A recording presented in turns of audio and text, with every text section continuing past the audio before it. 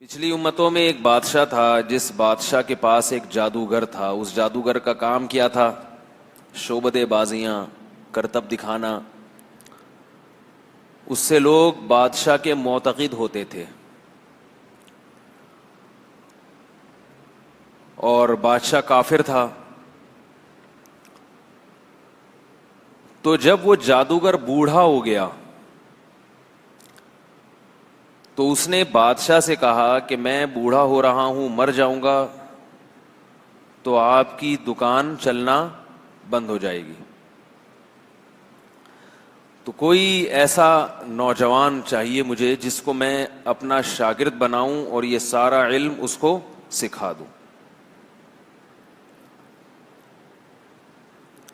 بادشاہ نے ایک نوجوان کا انتخاب کیا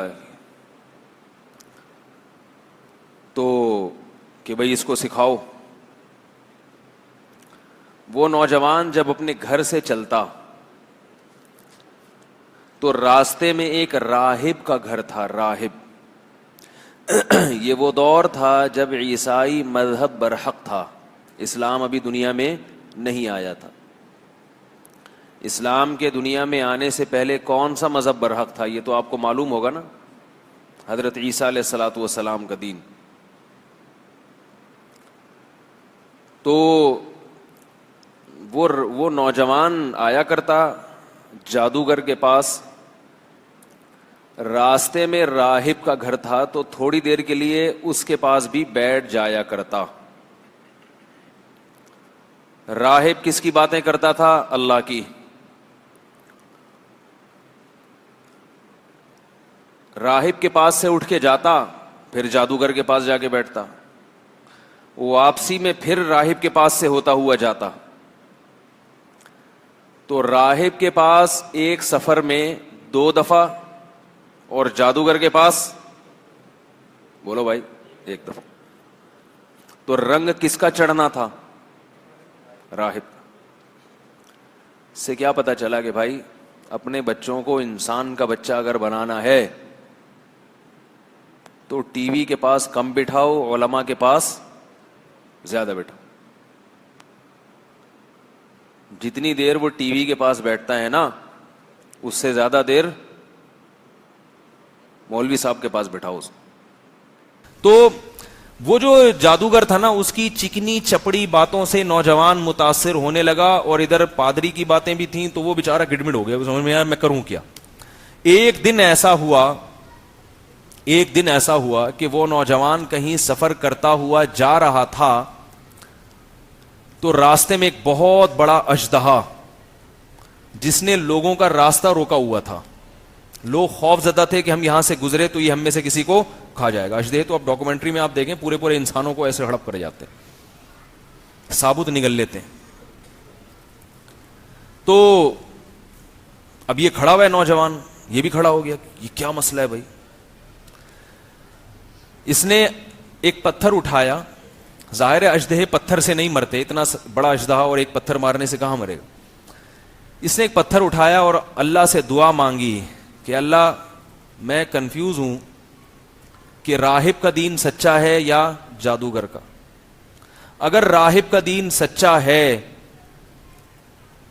تو اس پتھر سے اس اژدہے کو تو ہلاک کر دے، ایک نشانی مجھے دکھا دے. یہ کہہ کے اس نے پتھر مارا اور وہ اژدہا ہلاک ہو گیا. ابھی اللہ کی ایک بہت بڑی نشانی دیکھ لی. جب اللہ اپنی بہت بڑی نشانی کسی کو دکھاتے ہیں تو پھر آزمائش بھی اسی حساب سے لیتے ہیں اس سے. اس لیے غیب پہ ایمان لاؤ، یہ بہتر ہے. اللہ سے ایسی نشانیاں مت مانگا کرو. کہتے ہیں نا کہ بنی اسرائیل کی توبہ قبول کرنے کے لیے اللہ نے کہا تھا کہ جس نے گناہ کیا ان کو قتل کرو. جن سے گناہ ہوا وہ اپنے آپ کو قتل کے لیے پیش کریں گے تو توبہ قبول ہوگی، ورنہ نہیں. جبکہ امت مسلمہ کے بارے میں کیا قانون ہے کہ جتنا بڑے سے بڑا گناہ ہو جائے چپکے سے جا کے اللہ کے سامنے 2 آنسو بہاؤ، معافی مانگو تو بس معاف کر دیں گے ہم. بنی اسرائیل کے ساتھ ایسا معاملہ اس لیے ہوا کہ انہوں نے کہا تھا کہ اے موسیٰ ہم اس وقت تک اللہ پر ایمان نہیں لائیں گے حتی نر اللہ جہرتن، ہم اس وقت تک اس کتاب کو اللہ کی کتاب نہیں مانیں گے جب تک ہم اللہ کو اپنی آنکھوں سے نہ دیکھ لیں. تو جیسے ان کا اللہ پر ایمان کا معیار بہت اونچا تھا تو ان کی توبہ کی قبولیت کے لیے اللہ کا معیار بھی بہت اونچا تھا کہ تم بغیر دیکھے نہیں مانتے، تو ہم بھی تمہارے اخلاص کا امتحان لیں گے کہ اگر تم توبہ میں مخلص ہو تو اپنے آپ کو قتل کے لیے پیش کرو تو ہم مان جائیں گے دل سے توبہ کر رہے ہو۔ اس امت میں صحابہ کرام نے نبی سے کبھی یہ مطالبہ نہیں کیا کہ اے نبی ہم اس قرآن پر ایمان اس وقت لائیں گے جب ہم دیکھیں گے اپنی آنکھوں سے کہ آسمان سے قرآن اتر رہا ہے، یا ہم اللہ کو اپنی آنکھوں سے دیکھیں۔ جو کہا غیب پر ایمان لے آئے، اور ہم بھی غیب پر ایمان لائے ہیں۔ تو اللہ نے کہا کہ جب تم غیب پر ایمان رکھتے ہو تو تمہاری توبہ بھی غیب کے پردوں سے ہی قبول ہے، اس کے لیے دلیل نہیں چاہیے مجھے بس۔ تو اس لیے نشانیوں کا مطالبہ نہ کیا کرو، جب کوئی نشانی دیکھ کے ایمان لاتا ہے تو اس کی آزمائش بہت سخت ہوتی ہے پھر۔ تو اس نوجوان نے جب وہ پتھر مارا ہے تو وہ اژدہا ہلاک ہو گیا۔ ویسے بھی اس کا گمان یہی تھا کہ راہب کا دین برحق ہے، تو یہ اور مضبوط نشانی۔ اب ہوا یہ کہ اس نوجوان نے کلمہ پڑھ لیا اور اعلان کر دیا اور اللہ کی عبادت میں لگ گیا۔ جب وہ اللہ کی بہت زیادہ عبادت میں لگا ہے تو اللہ کی قدرت تھی کہ اللہ نے اس کے ہاتھ پہ بعض کرامتوں کا ظہور شروع کر دیا، یعنی اس کے ہاتھ پہ بعض کرامتیں ظاہر ہونا شروع ہو گئیں۔ نابینا کی آنکھوں پہ ہاتھ پھیرتا تو بینائی واپس لوٹ آتی۔ کوڑ کا مرض پہلے زمانے میں لا علاج تھا، کوڑ کے مریض کو ہاتھ پھیرا، اس کی بیماری ایک دم ختم ہو گئی۔ پیدائشی کوئی گنجا ہو، اللہ نہ کرے، اس کے سر پہ ہاتھ پھیرا تو بال، بولو نا بھائی، دیکھو پیدائشی گنجا ہونا تو اللہ کی طرف سے، لیکن جب اللہ نے بال دے دیے تو پھر ٹینٹ کرا کے رکھنا 24 گھنٹے، یہ اللہ کی نعمت کی ناشکری ہوئی نا اس حدیث کی روشنی میں۔ اگر آپ کو ویسے ہی سر کو ٹھنڈا رکھنے کا شوق ہے تو آپ ٹینٹ کرائیں، مگر یہ کوئی سنت نہیں ہے، کوئی عبادت نہیں ہے۔ ٹینٹ کرانا آزمائش ہے۔ اگر اس پہ کچھ لکھنا ہے آپ نے کہ میں گم جاؤں تو پھر یہ میرے نمبر پلیٹ دیکھ لو اور شناختی کارڈ نمبر، پھر تو بھی ٹھیک ہے۔ بلا وجہ خام خواہ ٹینٹ کرا کے رکھنا، اللہ نے بال دیے زینت کے لیے اور ٹنڈے منڈے گھومنا تو اچھا کام نہیں ہے۔ دینداروں کو زینت کی فکر دوسروں سے زیادہ کرنی چاہیے تاکہ دیکھنے میں اچھے لگیں، تو جب اچھے لگیں گے تو لوگ ان کو دیکھ کے ان کو فالو کرنے کی کوشش کریں گے، اس کا ایک اثر پڑتا ہے۔ اللہ نے کسی پیغمبر کو بدصورت نہیں بنایا، کیوں؟ اس لیے کہ لوگ جب ان کے پاس بیٹھیں تو لوگوں کی طبیعت ان کی طرف مائل ہو، لوگ ان سے سیکھیں۔ تو شکل تو اللہ نے جس کی جیسی مرضی بنا دی، مگر کچھ اپنا بھی انسان کا کنٹرول ہوتا ہے۔ عجیب عجیب سے دیندار لوگوں کو دیکھیں، عجیب عجیب سے بنے ہوئے گھوم رہے ہوتے ہیں، زار من یوں لٹک رہا ہے، ادھر کو جا رہا ہے۔ اور وہ ایک صاحب نے پوچھا یہ ان کا زار من اتنا کیوں لٹکتا ہے؟ کہ نا سیدھے ہیں، بہت نیک ہیں، اتنے سیدھے ہیں کہ زار من لٹک رہا ہے۔ چلو غلطی سے تو ہر آدمی کا ایسا ہو سکتا ہے، جان بوجھ کر تو اس لیے بلا ضرورت ٹینڈ نہ کرایا کریں، کوئی مجبوری ہو تو ایک الگ بات ہے، اس کو دین نہ سمجھیں کم از کم۔ کوئی اسلام میں ایسا کوئی ٹینڈ کرانا کوئی عبادت نہیں ہے۔ تو وہ نوجوان جو تھا وہ جب گنجے کے سر پہ ہاتھ پھیرتا تو بال اگاتے، تو ایسے اس کے ہاتھ پہ کرامتیں ظاہر ہونا شروع ہو گئی۔ اب جب پبلک کو پتا چلے، وہ روحانی علاج والا نہیں تھا، یاد رکھو روحانی علاج والوں سے کچھ بھی نہیں ہوتا۔ کہیں آپ کو پتا چلے وہاں بابا بیٹھے ہیں، وہیں کرتے ہیں، نہیں جانے کی ضرورت، الو بنا رہے ہیں لوگوں کو۔ تو اب جب یہ کرامتیں ظاہر ہونا شروع ہوئی تو اس کی لوگوں میں شہرت ہونا شروع ہو گئی۔ بادشاہ کو جب پتا چلا تو بادشاہ بڑا خوش ہوا کہ بھائی ایسا جادو سیکھا ہے کہ اپنے استاذ کو بھی پیچھے چھوڑ دیا اس نے۔ اس کا تو استاذ بھی یہ کام نہیں کرتا تھا، یہ اپنے استاذ سے بھی 4 ہاتھ آگے نکل گیا۔ واہ بھائی واہ، اب آئے گا مزہ۔ بادشاہ نے اس کو بلایا۔ یہ سب میں جو آپ کو واقعہ سنا رہا ہوں یہ بخاری مسلم کی روایات ہیں، ایسے نہیں کہ کہیں بھی اخبار میں پڑھا، نوائے وقت میں مضمون آیا ہوا تھا وہ آپ کے سامنے پیش کر دیا۔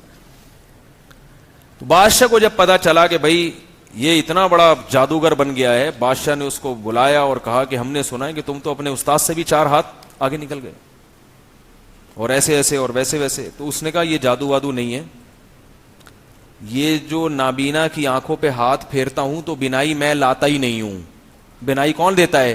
اللہ دیتا ہے، یہ سارے کام اللہ کر رہا ہے، میں کچھ بھی نہیں کر رہا۔ بس اللہ کی ایک رحمت ہے کہ ہاتھ میرا استعمال ہوتا ہے, کام کون کرتا ہے؟ اللہ, ورنہ مجھے یہ اختیار نہیں ہے کہ میں کسی کی بینائی لوٹا دوں. بادشاہ نے لگائے چترول, ٹھیک ہے نا. پہلے تو بادشاہ نے کہا تو یہ بتا کہ تجھے یہ اللہ اور کلمہ اور یہ اسلام اور یہ عیسائیت یہ سکھایا کس نے؟ اچھا, راہب نے کہا, اس نوجوان کو کہا تھا کہ اگر تم کبھی پکڑے جاؤ تو میرا نہیں بتانا کہ میں نے تمہیں کلمہ پڑھایا یا یہ دین سکھایا ہے, ورنہ بادشاہ مجھے نہیں چھوڑے گا. تو نوجوان نے نہیں بتایا, لیکن نوجوان کو اتنا ٹارچر کیا گیا کہ وہ بیچارہ بتانے پر مجبور ہو گیا. بہت زیادہ جب جسمانی اذیت دی جاتی ہے نا, پھر ناممکن ہو جاتا ہے. وہ بھی انسان تھا بہرحال. تو بادشاہ نے راہب کو پکڑ کے بلایا اور اس کی گردن اڑا دی, شہید ہو گیا. کتنا مبارک راہب ہوگا جس کا حدیث میں تذکرہ آ رہا ہے. تو اور اس کو کیا کیا گیا کہ اس کو بادشاہ نے کہا کہ لوگوں سے کہا, اپنے درباریوں سے, کہ اس کو لے کے جاؤ پہاڑ پہ اور نیچے کھائی دکھاؤ, اس کو ڈراؤ, ٹھیک ہے نا, اور اس سے کہو کہ یہ عیسائیت چھوڑ دے, نہیں چھوڑتا تو ہم تمہیں یہاں سے گرا کے ہلاک کر دیں گے. تو اس کو لے گئے, اس نے کہا ہلاک کر دو, میں تو عیسائیت نہیں چھوڑنے والا.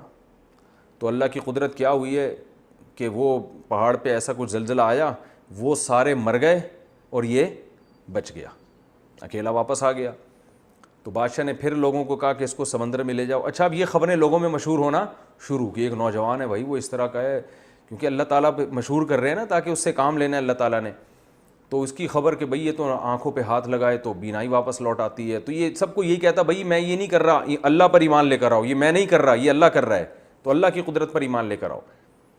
تو اب اس کے یہ واقعہ بھی مشہور ہونے شروع ہو گئے, بھئی پہاڑ سے گرایا نہیں مر رہا.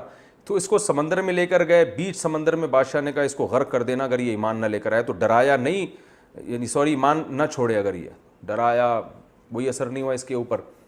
تو وہ کشتی الٹ گئی, سارے مر گئے, اس کو اللہ نے بچا لیا, یہ پھر واپس لوٹ آیا. کشتی الٹ گئی یا کیا ہوا مجھے پوری تفصیل جتنی حدیث میں ملتی ہے, بس یہ کہ وہ غرق ہو گئی, یہ بچ گیا. تو جب یہ واپس آیا تو جب بادشاہ نے ساری کوششیں کر لیں کہ بھئی یہ اچھا لوگ آہستہ آہستہ مسلمان ہو رہے ہیں, تو بادشاہ نے قتل کرنے کی کوشش کی, ہر کوشش میں بادشاہ ناکام ہوا. تو اس نوجوان نے بادشاہ سے کہا کہ میں آپ کو اپنے آپ کو قتل کرنے کی کوشش, یعنی قتل کرنے کا طریقہ میں آپ کو خود بتاتا ہوں. میں آپ کو جو طریقہ بتاؤں گا آپ اس طریقے سے مجھے قتل کریں گے تو میں قتل ہو جاؤں گا. اب مجھے ایک بات بتائیے, کبھی کوئی کسی کو اپنے قتل کرنے کے طریقے خود بھی بتاتا ہے؟ آپ لوگ کے یہاں بتاتے ہیں شاید, ہیں بھائی؟ کبھی دنیا میں ایسا ہوا کہ کوئی کسی کو یہ بتا رہا ہو کہ مجھے مارو, میں اس طرح سے مروں گا, اس طرح سے نہیں مروں گا, میں بڑا ڈھیٹ ہوں, اس طریقے سے نہیں مرتا. بھائی بادشاہ نے جب اس نوجوان کو قتل کرنے کے تمام حربے استعمال کیے اور تمام حربوں میں وہ بادشاہ ناکام ہو گیا,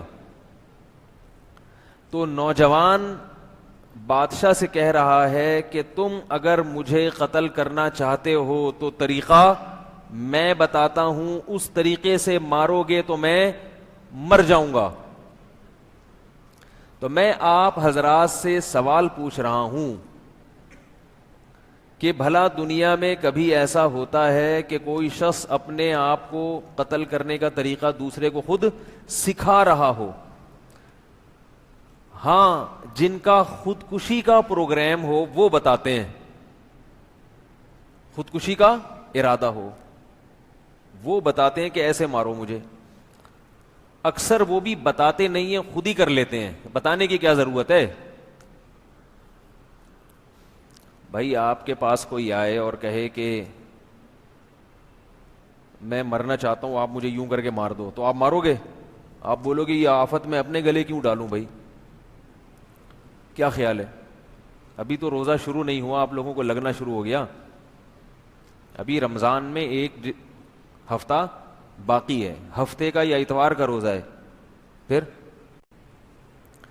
تو ابھی باقی ہے, تھوڑا سا توانائی جمع کریں آپ لوگ.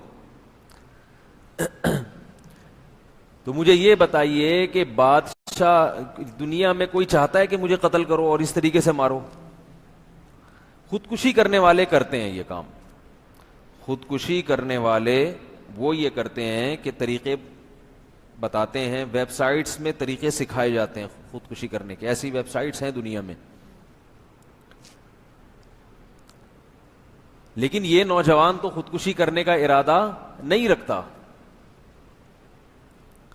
یہ چاہ رہا تھا کہ بادشاہ اللہ کا نام لے کر مجھے مارے گا تو دنیا دیکھ لے گی کہ بادشاہ نے تمام حربے استعمال کر لیے، ناکام ہو گیا. مگر جب بادشاہ اس نوجوان کے رب کا نام لے کر کام کر رہا ہے تو کام ہو رہا ہے. اس سے لوگ متاثر ہو جائیں گے اور لوگوں کو یقین آ جائے گا کہ اس نوجوان کا جو رب ہے وہ سچا ہے اور بادشاہ خدا نہیں ہے، بادشاہ معبود نہیں ہے. تو لوگ ایمان لے آئیں گے. تو لوگوں کو ایمان پر لانے کے لیے نوجوان اپنی جان کی قربانی دے رہا ہے. بات آ گئی سمجھ میں کہ نہیں آئی؟ یہ نوجوان کیا کرنا چاہ رہا ہے؟ اپنی جان کو قربان کر رہا ہے تاکہ لوگ ایمان لے آئیں. اور اس کے لیے اس نے طریقہ یہ استعمال کیا کہ پوری عوام کو اکٹھا کیا جائے. یعنی بادشاہ کو طریقہ بتا رہا ہے کہ بند کمرے میں قتل مت کرو، اس لیے کہ بند کمرے میں جب مارا جائے گا تو خبر جو لیک آؤٹ ہوگی اس میں غلطی بھی ہو سکتی ہے. بادشاہ اللہ کا نام لے کے مارے گا مگر بعد میں کیا کہے گا کہ میں نے اللہ کا نام نہیں لیا. بند کمرے میں کیا ہو رہا ہے یہ تو کسی کو نہیں پتا ہوتا نا. خبر متواتر وہ غلط نہیں ہو سکتی. متواتر خبریں کبھی بھی غلط، یہ خوب یاد رکھو، ایک اہم مسئلہ ہے. یہ بہت سارے مسائل اس سے حل ہوتے ہیں. یہ جو ہم کسی کو خبر دیتے ہیں نا، خبر یہ سچی بھی ہو سکتی ہے اور جھوٹی بھی. کیا خیال ہے؟ جب بھی کوئی آپ کو آ کے خبر دیتا ہے تو وہ خبر کبھی سچی ہوتی ہے کبھی جھوٹی. ہماری شریعت اس کا پورا مدار خبر پر ہے. خبر پر ہمیں خبر ملی ہے کہ محمد صلی اللہ علیہ وسلم 1400 سال پہلے آئے تھے. کیا خیال ہے؟ ہمیں خبر ملی ہے کہ محمد صلی اللہ علیہ وسلم نے یہ کرنے کا ہمیں حکم دیا. کیا ہم میں سے کسی نے اپنی آنکھوں سے دیکھا؟ نہیں آ رہی بات. ہمیں خبر ملی کہ نبی صلی اللہ علیہ وسلم نے یہ کرنے کا کہا. ہمیں خبر ملی کہ نبی نے یہ کرنے کا نہیں کہا، یعنی یہ نہیں کرنے کا کہا. تو ہمارا پورا دین الف سے لے کے یا تک، اے سے لے کے زیڈ تک، وہ کس پر چل رہا ہے؟ بولو نا بھائی. خبروں پر. خبروں پر. اب خبر کو سمجھنے کی ضرورت ہے. جو بنیادی گمراہی آج کل پروفیسر لوگ پھیلا رہے ہیں وہ یہاں سے گڑبڑ کرتے ہیں. خبروں کی اقسام نہیں پتا ان کو،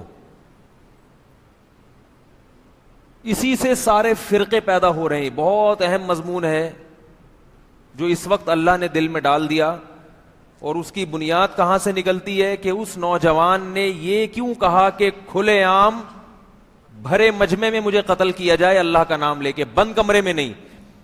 وہ یہ بھی کہہ سکتا تھا کہ بند کمرے میں 4 آدمیوں کے سامنے وہ 4 گواہ رہیں گے، یہ بھی تو ہو سکتا تھا نا. بہت مشکل ہے بھائی، ان لوگوں کو نہیں سمجھ میں آ رہا یار. تھوڑا سا بھائی گردن تو ہلاؤ. ویسے ہی ہلا دیں. جھوٹی موٹی کے بھی تو کوئی کام ہوتے ہیں کہ انسان کسی کو خوش کرنے کے لیے جھوٹی موٹی میں بعض دفعہ گردن ہلا دیتا ہے. سچی مچی میں نہیں ہلتا تو جھوٹی موٹی کا ہلا دیا کریں. تو دنیا میں اس وقت سب سے بڑی آبادی عیسائی، یہودی اور مسلمانوں کی ہے جو اللہ کو اور پیغمبروں کو مانتے ہیں. اتنی بڑی آبادی اگر جھوٹے نبیوں کو مانتی ہوئی آئی ہے اگر، تو یہ بات کھوپڑی میں آنے والی نہیں ہے. کھوپڑی نہیں مانتی اس بات. یہ تمام لوگ پیغمبروں کے سلسلے کو مانتے ہیں اور دنیا کی بہت بڑی آبادی ہے یہ. صرف عیسائی اور مسلمانوں کو ملا دیا جائے اگر، تو یہ جو ایتھیسٹ کہتے ہیں کوئی پیغمبر نہیں آیا اور کوئی پیغمبر، تو یہ کیسے لاکھوں لوگوں تک کیسے ان کی تعلیمات پہنچی ہیں اور کسی نہ کسی درجے میں یہ پیغمبروں کی تعلیمات کو باقاعدہ فالو کر رہے ہیں؟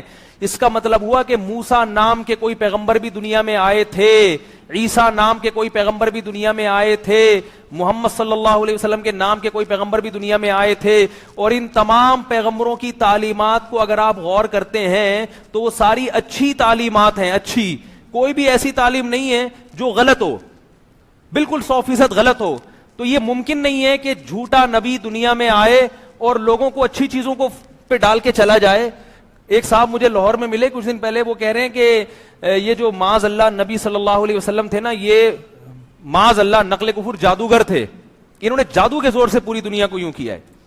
میں نے کہا کسی جادوگر کی تعلیمات میں جمعے کی نماز آئے گی؟ رمضان کا روزہ آئے گا؟ ماں باپ کے ساتھ حسن سلوک آئے گا؟ ساری دنیا میں مسلمان جمعے کی نماز پڑھتے ہیں، کیوں؟ کس نے حکم دیا؟ یہ محمد صلی اللہ علیہ وسلم نے۔ کیا عقل مانتی ہے کہ اس ساری دنیا کے مسلمان ایک جادوگر کو فالو کر کے جمعے کی نماز پڑھ رہے ہیں؟ یہ پاگل ہیں کیا؟ یہ کسی جادوگر کو ایسے فالو کیا جاتا ہے کہ ساری دنیا کے لوگ اکٹھے ہو جائیں، اس کے کہنے پر رمضان کے 1 مہینے کے روزے رکھ لیں، شام کو تراویح پڑھ لیں، تلاوت کر لیں، بوڑھے ماں باپ کو گھر میں رکھ کے ان کی خدمت کریں؟ دنیا میں کوئی ایک جادوگر دکھاؤ جس کو فالو کرنے والوں نے اتنی خوبصورت زندگی گزاری ہو، کوئی ایک دکھا دو بھائی۔ نہیں یار، یہ آپ کی سمجھ میں نہیں آئے گی، ایتھیسٹ کی سمجھ میں کہاں سے آئے گی بھائی؟ نماز پڑھ لیا کریں، روزے رکھ لیا کریں، اتنا کافی ہے، پریشان ہونے کی چندہ ضرورت نہیں ہے۔ تو خیر، اس پر ہم روشنی ڈالیں گے انشاءاللہ اگلے بیان میں کہ یہ میں کیا کہنا چاہ رہا ہوں۔ ابھی تو میں نے ساشا پیش کیا ہے آپ کے سامنے، پیکنگ فل بعد میں آئے گی۔ تو وہ جو جادوگر تھا نا، وہ جو نوجوان تھا، اس نے اپنے آپ کو قتل کرنے کے لیے جم غفیر کا انتظام کیوں کیا؟ تاکہ ایسا نہ ہو کہ میں 4 آدمیوں کے سامنے قتل ہو جاؤں اور پبلک بولے، بادشاہ جھوٹ موٹ بول دے کہ یہ تو کوئی نہیں تھا، کوئی اللہ کا نام نہیں لیا۔ تو جب پورا شہر اکٹھا کر لیا گیا اور اس کے تیر لگائے، یہ جناب گرائے، پورے شہر نے بیک زبان ہو کے کلمہ پڑھنا شروع، سارے مسلمان ہو گئے۔ جو اس وقت جو عیسائی مذہب برک تھا، سب اللہ کی دعوت، اللہ پر ایمان لے آئے اور بادشاہ کے رب ہونے کی، بادشاہ تو اپنے آپ کو رب کہتا تھا، سارے مسلمان ہو گئے۔ آپ کو پتہ ہے جو حکومتی پٹھو ہوتے ہیں نا، وہ کبھی بھی وہ نہیں ہلتے، چاہے کچھ بھی ہو جائے۔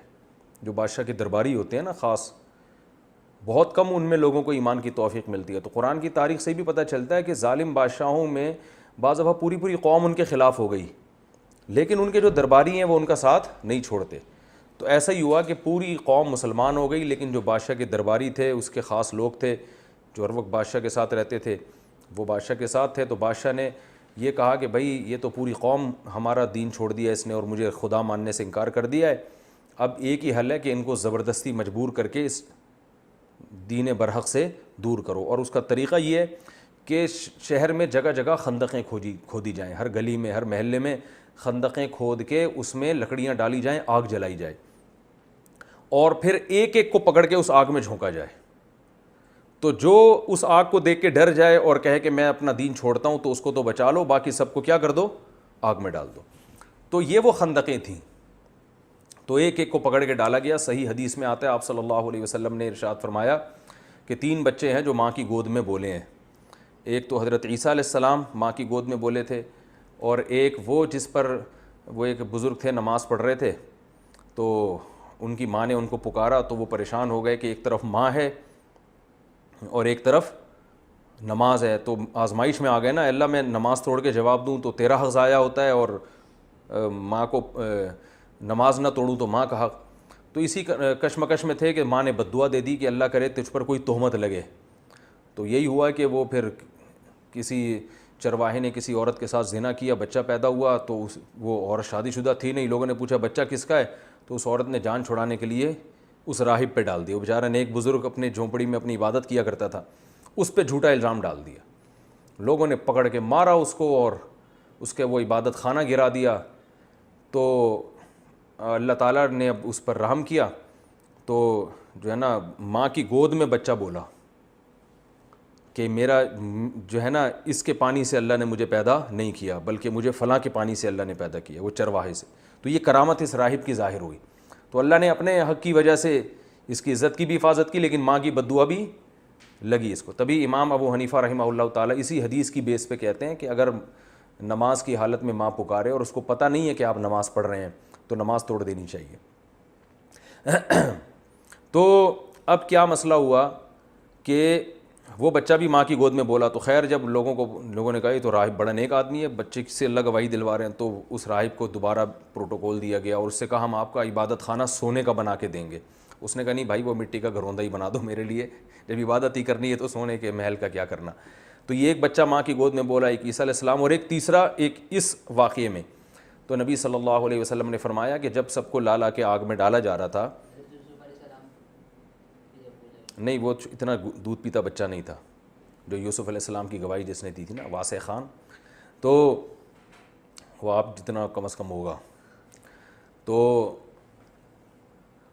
یہ جو تھا حدیث میں آتا ہے کہ ایک عورت کو لایا گیا, اس کی گود میں جو ہے نا دودھ پیتا بچہ تھا.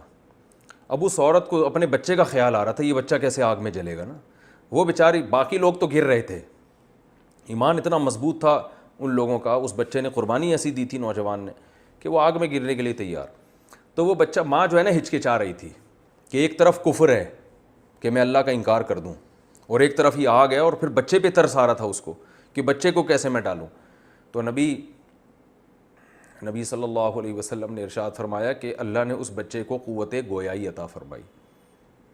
تو جب کوئی اللہ کے لیے ایسی قربانیاں دیتا ہے نا تو اللہ کی بھی مدد ہوتی ہے. تو اس بچے نے ماں کی گود میں بولا کہ اے ماں یہ آگ کا ایندھن نہیں ہے, یہ جنت کا باغ ہے, اس میں کود جا.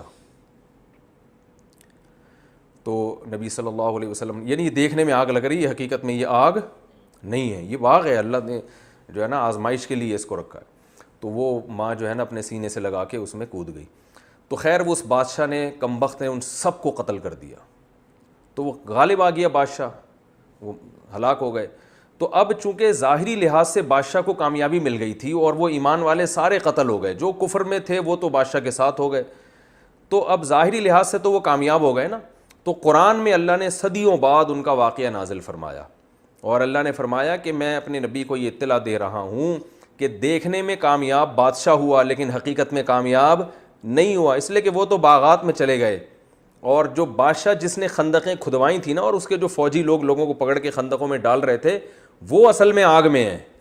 تو آگ کے مستحق یہ لوگ ہوئے ہیں, وہ نہیں ہوئے. اور یہ خبر ہمیں قرآن مجید نے اور نبی صلی اللہ علیہ وسلم نے ہمیں ان کا یہ واقعہ بیان کیا. تو اس سے ہمیں کیا سبق ملتا ہے, یہ بھی ایک, وہ اسباق تو ملیں گے وہ تو میں انشاءاللہ آئندہ بیان کروں گا. ایک سبق ہمیں یہ بھی ملتا ہے کہ خبر متواتر کا انکار ممکن نہیں ہوتا. نوجوان نے جم غفیر اس لیے بلایا تاکہ کوئی بعد میں انکار نہ کر سکے.